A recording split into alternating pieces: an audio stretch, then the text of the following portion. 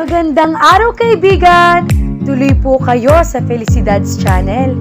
Sa mga kwento ng buhay at pag-ibig na hinalukay sa natatagong baul ni Felicidad. Pero bago po tayo magpatuloy, huwag niyo pong kalilimutan na i-like ang video, i-subscribe ang channel, at i-click ang notification bell para lagi kayong updated sa mga parating pa na upload. Sobrang pagod at puyat na ang nararamdaman ni Kyle ng mga oras na iyon. Tanging gusto lamang niya ay makakuha ng room na pwede niyang pagpahingahan. Muli niyang naalala ang mukha ng estrangherong lalaki na nagpalit ng gulong ng sasakyan niya. Pero nang maisip ang pagkasuplado nito ay kaagad niyang pinaalis ang anyo nito sa kanyang isipan. Nagtanong siya sa waitress ng resto ng kanyang tinigilan para makapagpahinga ng maayos. Malapit na raw siya sa lugar na kanyang patutunguhan, ang Isla Verde. Tanging kape lamang ang kanyang in-order at hindi pa naman siya nakakaramdam ng gutom. Gusto rin niya na mawala ang antok na kanyang nararamdaman. Mabuti na lamang nakapagbaon siya ng bottled water at isang lata ng cookies na siyang inuutay-utay niya para hindi siya makaramdam ng gutom. Hindi siya naiinip sa mahabang biyahe, ang gaganda kasi ng tanawin na kanyang mga nadadaanan. First time niyang mag-travel mag-isa. Lagi niyang kasama ang kanyang mga magulang kapag nagbabakasyon ang pamilya nila. Madami-dami na rin siyang napupuntahan, pero iba ngayon, kasi mag-isa lamang siyang nagbabiyahe. Ayaw pumayag ng mama niya na magbakasyon siya kasama ng mga kaibigan niya. Masyadong naging overprotective sa kanya ang mama Remy niya. Kahit school field trip ay hindi nito siya pinapayagan. Noon, naisip niya siguro ay dahil nag-iisang anak siya, kaya ganoon na lamang ang pag-iingat nito sa kanya. Now, she didn't know anymore. Kahit pa nga muntik na siyang maaksidente sa pag-travel niyang mag-isa, ay parang hindi niya pagsisisihan. Siguro, ito ang kailangan niya para makakuha ng kapayapaan sa isip at puso niya. Ang mag-isa sa lugar na hindi naman niya kilala. Siguro, kung hindi namatay ang kanyang mama at papa, malabo siyang makapagbiyahe mag-isa. Gusto niyang magkaroon ng kasagutan ang tanong sa kanyang isipan, kung siya ba at ang batang nasa larawan ay iisa. Kahit ano pang mangyari sa pagpunta sa lugar na iyon, at least nalaman niya ang katotohanan, at sigurado siya hindi niya pagsisisihan, maganda o masama man ang maging resulta. Mabuti na lamang at brand new ang sasakyan na dala niya, dahil kung hindi, kanina pa siya nenerbyusin at hindi maaabutan ang dilim sa daan. Baka hindi lamang pagputok ng goma ang nangyari sa sasakyan. Ang sasakyang regalo ng kanyang papa sa kanyang mama sa 20th anniversary ng kanilang kasal. Muli niyang tiningnan ang relo sa dashboard ng kanyang sasakyan. Pasado 3:00 ng madaling araw. Hindi na niya kaya kung ipagpapatuloy ang pagmamaneho kung magtatagal pa siya sa daan. Sabi ng gasoline boy, malapit na raw ang Overview Hotel na kanyang tutuluyan. Pagkalampas sa tulay na nagdudugtong sa isla, ay wala naman siyang napapansin na kahit anong establishmento. Tanging mga puno ang kanyang nakikita. Siguro, kung naiibang panahon baka kinatakutan na niya ang lugar na iyon. Ilang minuto pa ang lumipas, may nakita siyang isang maliwanag na signage. Parang apoy na nagsisilbing liwanag sa daang madilim. At dito niya nabasa ang pangalang nakalagay, ang Overview Hotel. Kaagad siyang nabuhayan ng loob. Kaagad siyang pumasok sa parking lot ng hotel. Meron din namang mangilan-ngilan na nakaparada sa parking area. Mga biyahero siguro at ang iba naman ay mga turista na gustong mamasyal sa isla. Pagod na pinatay niya ang makina ng sasakyan at kinuha ang isa niyang malaking bag na naglalaman ng kanyang personal na kagamitan.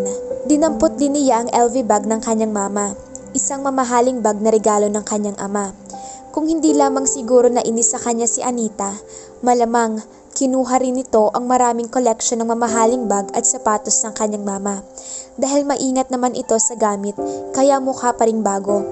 Mabuti na lamang at ng mga oras na kaharap niya si Anita Robles ay naging matapang din siya na ipakalaban kung ano ang sa kanya na pagmamayari ng kanyang mama.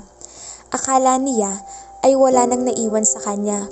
mabuti na lang, naging matalino siya kaya ngayon nasa kanya ang sasakyan ng ina at siguro ay kukuhanin niya ang pera na ibibigay ng insurance company para sa sasakyan na gamit ng magulang niya nang maaksidente. A tired smile tagged at her lips at the thought, you win some, you lose some. Hindi na muna niya ilalabas ang ilang gamit niya. Tama na muna ang maliit na bag ang dalhin niya sa loob ng hotel. Bukas na lamang niya kukuhan ng ibang gamit. Uunahin muna niya ang magpahinga.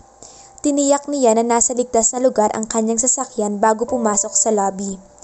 Mukhang katatayo pa lamang ng hotel, kung ang pagbabasehan ay ang pintura at kasangkapan na makikita sa loob. Disente, malinis at makabago ang style ng hotel. Lumapit siya sa desk at banayad na tumikim. Ang receptionist na nakayupyop sa counter ay unti-unting nag-angat ng muka. Good morning, bati niya. The man must be in his late 20s, naka-green polo shirt at itim na pantalon na malamang ay uniforme. Inihalamos nito ang mga palad sa mukha at pagkatapos ay sinuklay ng mga daliri ang buhok. Nahihiyang tumingala ito sa kanya. Magandang umaga po. Parang nakakita ng multo na napatulala ito. Mrs. Manalo? Gusto sanang matawa ni Kyle sa reaksyon ng lalaki. Pero talagang antok na siya ng mga oras na iyon at gusto na niyang magpahinga. Ganun-ganoon din ang reaksyon ng boy sa gasolinahan kanina. Nagsalubong ang mga kilay niya sandali. Then she saw him blink and rub his eyes, na tila ba gusto nitong tiyakin, hindi ito dinadaya ng paningin. Naku, sorry po ma'am. Pero hindi pa rin nawawala ang pagkagulat sa mukha ng lalaki. Pwede bang makakuha ng isang room? Mag-i-stay siguro ako dito ng ilang araw. Sure po ma'am, hindi magkaintindihang sabi nito. Iilan po kayo? Sabay tingin sa entrance ng hotel, umaasang may mga kasama ang babae. Mag-isa lang ako. Halata sa mukha ng lalaki ang hindi mapakali. Maya't maya ay tumitingin ito sa mukha niya habang kinukuha ang detalye sa kanya. Meron pa akong kamukha sa lugar na ito? Hindi napigilang tanong ni Kyle. Bahagyang tumango ito. Nakita niyang napahiya ito at yumuko sa lebro. Ang magkaroon ng kamukha ay natural na marahil sa tao. Minsan, depende rin iyon sa tumitingin. Nang muli itong mag-angat ng muka, ay naroon na ang profesional na ekspresyon na laan para sa lahat ng hotel guests. Ano po ang pangalan ninyo? Kyle Robles. Kaagad nitong iniregister ang kanyang pangalan. Ma'am, kailangan po namin ng down payment. Pagkatapos, sinabi nito kung magkano. Ma'am, cash lang po ha. Wala kaming credit card machine dito. Kaagad kumuha si Kyle ng pera at binayaran ang down payment. Pagkatapos, ay binigyan siya ng resibo at susi sa room na kanyang titigilan. Hindi pa rin ito tinitigilan ang pagtitig sa kanyang muka. Room 205 po ma'am, second floor. Sa bandang kanan po pagkapanhik ninyo. Gusto po ba ninyong dalhin ko ang maleta ninyo? Huwag na, magaan naman ang bag ko, kaya ko na ito. Kaagad na siyang umalis at hinanap ng tingin ng hagdan papunta sa second floor. Isang katamtamang laki na kwarto ang ibinigay sa kanya ng tao sa receiving area. May kama na pandalawahan, may maliit na mesa sa katabi ng kama, may isang sofa na pwedeng maupuan ng bisita, maliit na TV at isang personal ref. May maliit na CR na mabango at malinis. Napansin niya na hanggang ikalawang palapag lamang ang hotel, pero may maliit na hagdanan na parang kumukonekta sa isang maliit na apartment. Ang disinfected na amoy ng silid ang nalahap niya. Tulad din ng amoy ng mga hotel na tinutuluyan nila kapag lumalabas sila ng bansa ng mga magulang. Kaagad niyang inayos ang kanyang mga gamit at kumuha ng isang pares na pantulog. Pumasok sa CR at naglinis ng katawan. Matapos siyang buksan ng aircon ay kaagad na siyang nakahiga sa kama. Kaagad nakatulog ng mahimbing si Kyle dala ng marahil na halos ilang linggo na niyang puyat. Ganoon din naman ang magdamag na biyahe. Tulong! Parang awa mo na. Sino ka? Asan ka? Masyadong malamig at madilim sa lugar na ito. Hindi kita makita. Dito. Andito ako. Sabi ng nanghihinang tinig. Huwag kang titigil sa pagsasalita. Susundan ko ang pinagmumula ng boses mo. Sigaw nito. Pakapaka pang humahawak sa kanyang mga nadadaanan na parabang bulag na maingat na bumababa sa hagdang bato. Hampas ng malakas na alon ang kanyang naririnig. Marahil ay hindi kalayuan sa lugar na kanyang kinaroroonan. Halos hindi na niya marinig ang tinig ng babae sa lakas ng hampas ng malaking alon. "Hello? Asan ka na? Please, magsalita ka." Muli niyang sigaw. Halos hindi na siya makahinga sa takot na mawala ang boses ng babae. Inulit niya ang pagtawag dito, pero echo na lamang ng boses niya ang naririnig niya. Nagising si Kyle na parang pagod na pagod, ang lakas ng tibok ng kanyang puso. Nasa ganoon siyang posisyon nang maisip kung ano ang nangyari sa kanya. Panaginip lang pala. Kaagad siyang tumayo, binuksan ang bintana at dumungaw dito. Maliwanag na sa labas. Umaga na. Tsaka lang niya naalala na nasa Overview Hotel pala siya. A sense of deja vu engulfed her.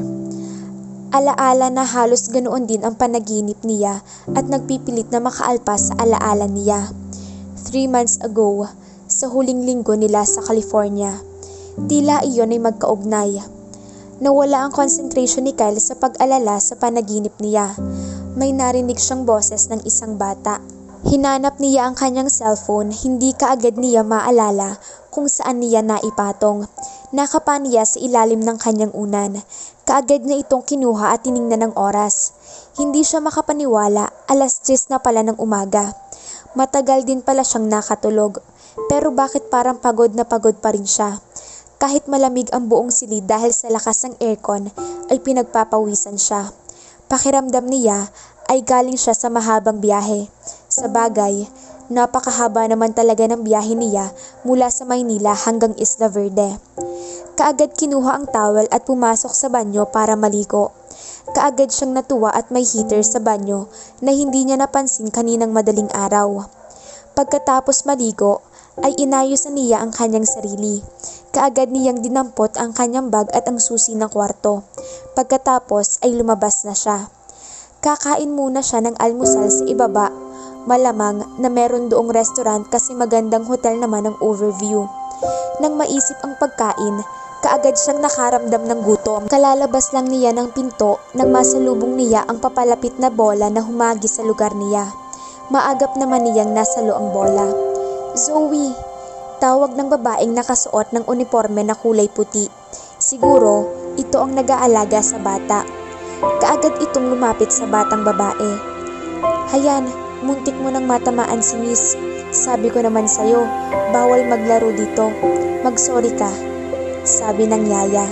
"I don't care." Padabog ng bata na kaagad na lumapit kay Kyle para kuhanin ang bola. Napapailing na tumingin kay Kyle ang yaya. "Naku ma'am, pasensya na po ka." Bigla itong natigilan nang mapatingin sa mukha ni Kyle. Kaagad tumingala ang bata kay Kyle matapos itong makuha ang bola. May sinasabi ang bata. "Dapat hindi ka na lumabas ng..." Parang namamalikmata ito at biglang nanlaki ang mata. "Tita!" Nalito si Kyle. Kaagad siyang napaatras sa may pinto ng kanyang silid. Hindi niya malaman kung sino ang titingnan niya, ang yaya o ang bata na parehas na hindi makapaniwala sa pagkatitig sa kanya.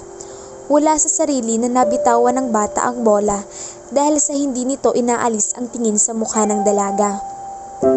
Unang nakabawi ang yaya ng bata. Lumapit kay Zoe at hinawakan sa braso habang panay-panay ang tingin sa dalaga. "Zoe, hindi siya ang tita mo. Magkamukha lamang sila. Bisita siya dito sa hotel." Hindi malaman ni Kyle ang isasagot niya sa bata. Biglang nawala ang ngiti sa muka at napalitan ng pangungulila sa taong tinatawag nitong tita. "Kamukha po ninyo ang tita ko," sabi ni Zoe. Guro ay 5 taong gulang ang batang babae. "Talaga? Nakakatuwa naman at may kamukha pala ako sa lugar na ito," sagot ni Kyle. "Maganda rin po siya, katulad ninyo." Halos maiyak na sabi ng bata. "Sigurado ako na talagang maganda ang tita mo, katulad mo." Hinaplos ni Kyle ang mukha ng bata. Humikbi ito na parang maiiyak. Kaya lang, umalis na siya dito. Tuluyan ng umiyak si Zoe. Kaagad niyapos ni Kyle ang bata. "Tahan na, huwag ka nang umiyak. I'm sure babalik din ang tita mo." Pagkatapos, ay pinahid ni Kyle ng kamay niya ang luha nito. Katabi ang yaya na pinipilit hilahin ng bata para makaalis na sila. Siguro po kapag nakita ka ng daddy ko, sasabihin rin niya na tita kita. Malakas na sabi ng bata. Hinila nito ang kamay ni Kyle. Tayo na po sa baba, ipapakilala kita sa daddy ko. Zoe, nakakahiya kay miss. Malumanay na saway ng yaya sa bata. Bakit ba? Ang tagal ninyong bumaba, Tessie. Isang tinig na napakapamilyar ang narinig ni Kyle. Naku, Zoe, sabi ko na sa'yo hinahanap na tayo ng daddy mo. Nagmamadaling pinuntahan ng bata ang kanyang daddy. Daddy, may nakilala po ako na kamukhang kamukha ni tita, sabi ni Zoe. Mula sa pagkakatingkayad ay tumayo si Kyle at humarap sa daddy ng bata. Walang maisagot ang dalaga nang makilala kung sino ang tinutukoy na ama ng bata. Ang lalaki na ilang beses na niyang nakatagpo. Masyado yatang maliit ang mundo para sa kanilang dalawa. May asawa na pala ang lalaki. Bakit parang nalungkot siya sa kaalamang pamilyadong tao na ito? Kaagad niyang binaliwala ang nararamdaman at tumingin sa lalaking hindi makapaniwala na muli silang pagtatagpuin. Ikaw na ulit, sabi ng lalaki. Nanlaki ang mata ng babae na napatingin sa itaas. Yan na lang ba ang lagi mong sasabihin sa akin tuwing magkikita tayo? Simon, sino siya? Gulat na tanong ng babaeng kasama nito. Hindi kaagad napunan ni Kyle na may kasama pala itong pumanhik sa itaas. Nakuha nito ang atensyon ni Kyle. Hindi ito makapaniwala sa nakikita nito sa kanyang muka. Hindi nito maitago ang pagkagulat. Mga edad 40 years old na ang babae. Muli niyang tiningnan ng lalaki. Pinag-aralan ni Kyle ang poging mukha nito. Natitiyak niyang mayaman ng lalaki. Base na rin sa kasuotan nito mula paa hanggang ulo na mamahalin ang lahat. But the power didn't come from his wealth. As Kyle presumed, this man must be wealthy. Kung ang pagbabasehan niya ay ang penthouse sa pinasukan nila, the power from the man himself. He was also lean, muscled at the right places, and agile. Maiihalin tulad niya si Kyle sa isang mabangis na hayop na handang siluin ang kanyang kalaban. Ang kaibahan ay ito ay may maamong muka, kulot na buhok at magandang mga mata. Bakit nagawa niyang makipagtitigan sa lalaking ito at may nabubuhay na kakaibang damdamin sa kanyang dibdib na hindi niya maipaliwanag? Hindi niya maipaliwanag kung anong damdamin para sa lalaking kaharap niya. Unang pagtatagpo pa lamang nila ay kaagad niya itong naramdaman. Pakiwari niya, mula sa araw na iyon ay madaming magbabago sa kanyang buhay. It was as if time was suspended. Napalunok si Kyle at naramdaman niya ang bilis ng pintig ng kanyang puso. Anong ginagawa mo rito? Tanong ng lalaki. Bago ako pumasok dito, sinigurado ko na tama ang nabasa ko. Overview Hotel. And nag-check-in ako. Kaya yung room na yan diyan, ako nagstay. Sarkastikong sabi ni Kyle. Ibig mong sabihin, dito ka pumunta nang ma-flat ang gulong ng sasakyan mo? Pagkumpirma ng lalaki. Bakit dito? Sinusundan mo ba ako? Hindi makapaniwala sa narinig si Kyle. At bakit naman kita susundan? Huwag masyadong malaki ang bilib mo sa sarili. Sabay simangot ni Kyle. Magkakilala ba kayo? Tanong ng kasama nitong babae. Halata ang interes sa mata na naglipat-lipat ang tingin sa dalawa. Hindi nila pinansin ang tanong ng matandang babae. Hindi pa rin ito inihiwalay ang tingin sa kanya. Maya-maya pa ay humarap ito sa batang babae. Nakita niya ang paglambot ng anyo nito sa bata. Tara na baby, baka naghihintay na sa atin si Tito Arthur sa airport. Tingnan mo siya daddy, kamukhang kamukha siya ni tita. Tama po ako? Tita Raquel? Tumingin ito sa may edad na babae na hindi maipaliwanag ang muka at tumango na lamang na ang mata ay nakatingin pa rin sa mukha ni Kyle. Anak, sadyang maraming tao ang magkakamuka. Kahit hindi sila magkakakilala, paliwanag ng lalaki sa anak. But your tita is a sweet and a lady. Diininan nito ang huling sinabi sa bata. Pagkatapos ay binuhat nito ang bata at niyaya na bumaba kasama ang babae. Nagbabay na sa kanya si Zoe, kaya napilitan din siyang kumaway sa bata. Huwag ka muna pong aalis, susunduin lamang namin si Tito Arthur, sigawan ng bata sa kanya, at nawala na sa kanyang paningin. Ang nakakatandang babae ay muntik pang mabangga sa punong baluster sa paglingon sa kanya. Kitang-kita ni Kyle ang pagsama ng tingin nito sa kanya, bago ito tuluyang sumunod sa mag-ama. Nakalimutan ko, Simon. Meron pa nga pala akong mahalagang gagawin ngayon. Hindi na muna ako sasama sa inyong mag-ama, paliwanag ni Raquel. Hindi na marinig ni Kyle ang sagot ng lalaki. Hindi malaman ang gagawin na napaupo siya sa sofa. Kailangan niyang patayin ang paghangang nararamdaman niya sa lalaki. Bakit ba nagkakagusto siya sa lalaking iyon? Ay hindi nga niya alam ang pangalan, at andun pa rin ang sakit na ginawa sa kanya na dati niyang kasintahan. Oh my God! Nakalimutan pa niya na pamilyadong tao pala ang lalaki. Anyway, may asaman mawala, hindi niya maunawaan ang hatred ng lalaking iyon sa kanya. Kahit pantotoong may ginawa silang kalokohan ni Rex sa motel, wala na ito dapat pakialam. Pinilit niyang tanggalin sa isip niya ang nakakasurang lalaki. Pinag-isipan niyang mabuti ang sinabi ng mga taong kamukha raw niya. Ano kaya ang kaugnayan nito sa kanya? Bakit ganoon na lang ang pagkagulat ng mga tao na nakakakita sa kanya? Who are these people? At sino ang kahawig niya? Ilang minuto pang itinigil niya sa pagkakaupo sa sofa, bago naisip na bumaba para hanapin ang restaurant ng hotel. May mangilang-ngilang tao sa lobby, siguro bagong dating at kumukuha ng silid. Iba na rin ang taong naka-duty doon. Kaagad naman niyang nakita ang restaurant nito.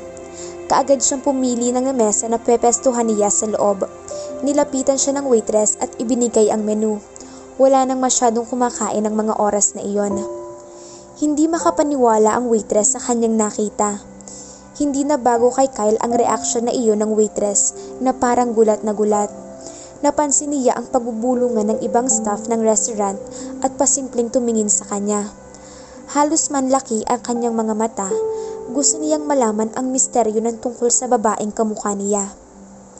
Ilang sandali pa, isinerve na nito ang mabangong tapsilog na may kasamang barakong kape. Aalis na sana ang waitress nang hawakan niya ito sa kamay. Sino bang kamukha ko? Diretsong tanong ni Kyle. Ma'am? Gulat na usal ng waitress. Ayokong makipagchismisan sa'yo, pero kanina pa akong naiilang sa mga tingin ng tao dito sa akin. Seryosong paliwanag ni Kyle. Lahat na lamang ng makakasalubong ko sa hotel na ito ay nanlalaki ang mga mata na para bang nakakita ng multo. Kanina sabi sa akin ng isang batang babae na kamukha raw ako ng kanyang tiyahin. So sino ba talaga ang kamukha ko? Baka po si Zoe ang batang babae na tinutukoy nyo. Anak po siya ng may-ari ng Overview Hotel, si Sir Simon. Pagbibigay impormasyon ng waitress. Ah, Simon pala ang pangalan niya. Okay, pero gusto ko pa rin malaman kung sino ba talaga ang kamukha ko na sinasabi ni Zoe. Tanong niya na may kasamang authority na natutunan niya noong panahong nag-aaral pa siya ng pagkaabogado. May ilang beses na lumunok ang waitress bago sumagot. Si Mrs. Elizabeth Delen Manalo po. Kyle frowned. Elizabeth Delen Manalo? Elizabeth? Yes po, ma'am.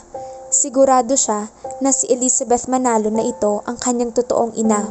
Maliban na lang kung dalawa ang Elizabeth Delen Manalo sa Isla Verde na iyon. Tiningnan niya sa mukha ang waitress. Sure ka ba talagang magkamukha kami? Kinakabahang tanong niya sa babae. Kaagad na tumango ang waitress. Sa unang tingin po ay wala talaga kayong pinagkaiba. Pero habang tumatagal ay mapapansin po na magkaiba po kayong tao. Lalo na po at mas bata kayo sa kanya. Mapagkakamalaan po kayong mag-ina. Siguro po nasa 40 na po ang edad ni Ma'am Elizabeth. So, saan ko pwedeng makilala itong si Mrs. Elizabeth Manalo? The waitress shook her head, almost in a frantic way. Hindi ko po masasagot ang bagay na iyan, ma'am. Pagkuway, nagmamadaling tumalikod ang babae. Katalang kamay na kinuha ni Kyle ang kape at kaagad humikop na ikinapaso ng dila nito dahil hindi niya nagawang hipan ang kumukulong kape. Dito sa mismong Overview Hotel, niya malalaman ang kasagutan sa kanyang mga tanong.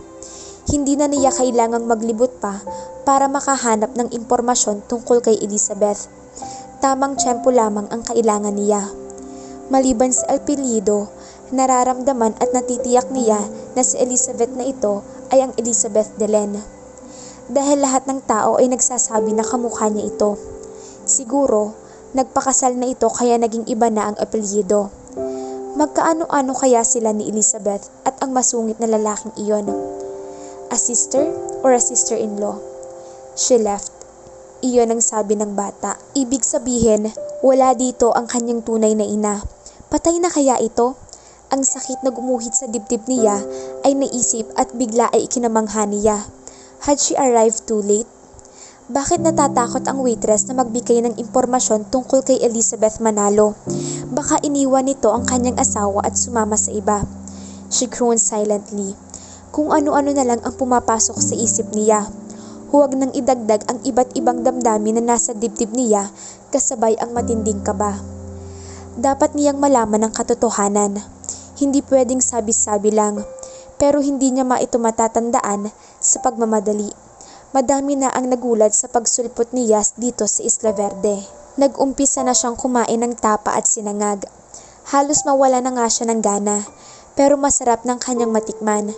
Pagkatapos kumain, ay mamamasyal muna siya sa kabuuan ng isla. Baka may iba pa siyang malaman na sagot sa kanyang mga tanong. Sumakay si Kyle sa kanyang sasakyan. Hindi na niya tinangkang buksan ang aircon. Sariwa at malinis naman ang hangin na kanyang nalalanghap. Napakaganda ng Isla Verde, katulad ng panganais islang iyon. Talaga namang napakaluntian ng kapaligiran. Ang daming ligaw na magagandang bulaklak. Sa ibaba, 100 metro ang layo mula sa itaas ay natatanaw niya ang asul na karagatan sa siwang na nagtataasang mga puno ng niyog at ng kung ano-anong vegetation. She saw some cottages too along the shore. Sa kanang bahagi niya ay walang katapusang kagubatan at kabundukan. Iilan lamang ang kabahayan na kanyang nadaraanan. Mayroong mga luma, meron din namang mga modernong kabahayan. Pero mapapansin mo ang bawat harapan ng bahay ay may mga namumulaklak na halaman. Ang dami mga maya na collection na para bang mga bulaklak kung iyon ang pagmamasdan dahil sa iba't iba nitong kulay. Nakakaaliw at nakakawili kung iyong pagmamasdan. Sa palagay niya ay kaunti lamang ang naninirahan sa islang iyon. Minsan niyang nabasa na famous tourist spot daw ang Isla Verde dahil ang magaganda nitong coral reefs. Nauna ang Overview Hotel sa negosyo na papatok sa lugar na iyon. Tourists must have flocked this town during the season. Bigla siyang nagpreno nang sa kanang kunahan ay natanaw niya ang arkong kahoy. To Hacienda Manalo.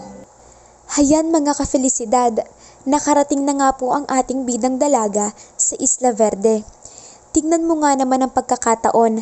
Lagi na lamang silang nagtatagpo ng masungit na lalaking ito.